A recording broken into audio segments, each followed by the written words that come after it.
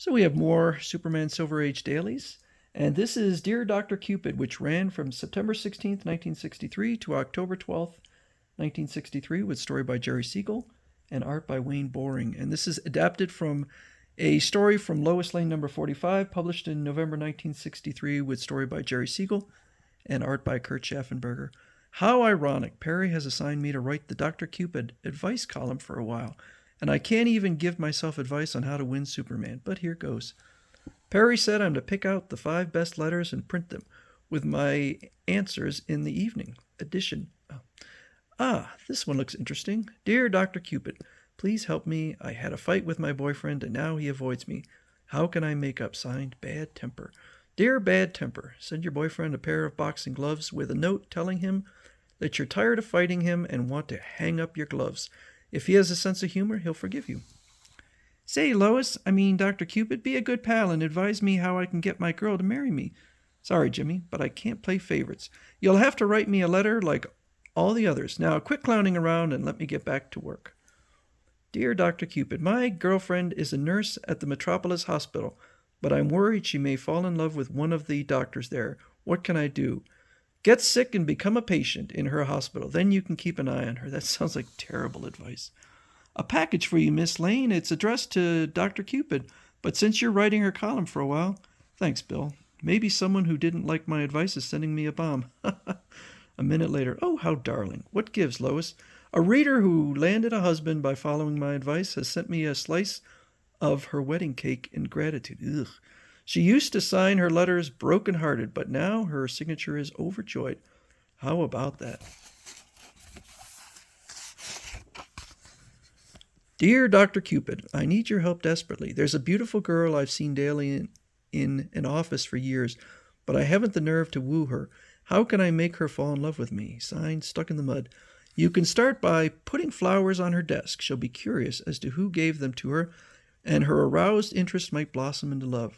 Next morning, as Lois comes to work, flowers without a card. It's almost as though Stuck in the Mud is following the advice I printed in yesterday's afternoon's paper, and that I'm the one he's interested in.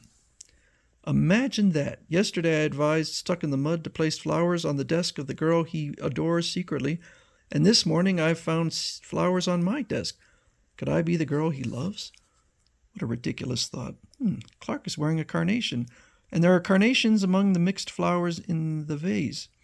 Strange, but it's just a coincidence, of course. The following day, Dear Dr. Cupid, I put some flowers on the girl's desk. I think she was pleased. How should I make her notice me more? Stuck in the Mud. Wear a bright new tie, and you may soon be tying the wedding knot. Okay. And the next day after Dr. Cupid's answer has appeared. What a loud tie Clark is wearing. How unlike him. Usually he dresses so conservatively.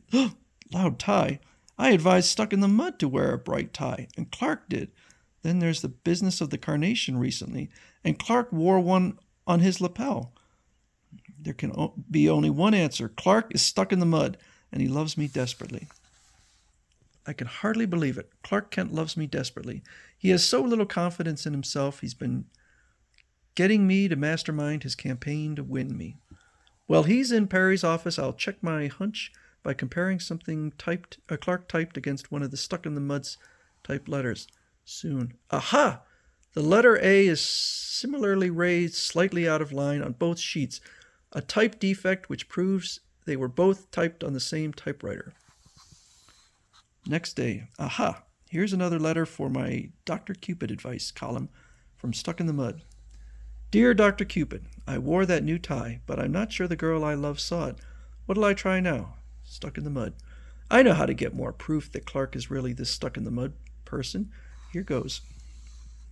Dear Stuck in the Mud, absence makes the heart grow fonder.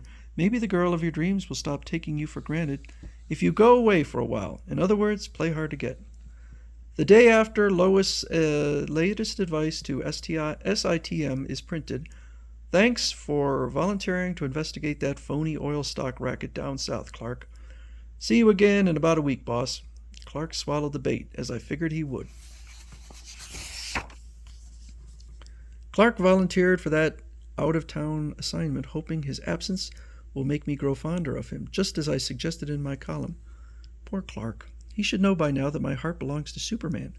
A week later. Hi, Lois. I just got back. Did you miss me? I knew that would be his first question. I've been so busy I hardly noticed you were gone. Look, Bill has an entire sack of mail for Dr. Cupid today. Next day. I expected this. Dear Dr. Cupid, I went away like you suggested, but when I came back, the girl I adore didn't seem to have missed me at all.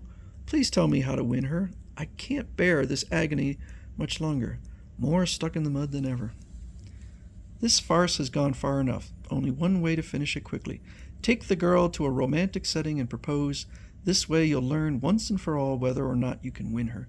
Shortly. I've been assigned to cover the opening of a new amusement park, Lois. Care to come along? I'd love to. He must have heard me dictating my answer to his letter. He sure isn't losing any time snapping up my suggestion. Well, I'll let him down as gently as possible. Later, in a concession at the park. These tableaux of great romances of history and fiction are fascinating. The wax figures look so real. I've a hunch Clark is going to propose any minute now. Lois, there's something I want to tell you. I already know you're stuck in the mud. You've been writing anonymously to Dr. Cupid because you're dying to marry me, right? So we'll find out whether Clark is actually stuck in the mud.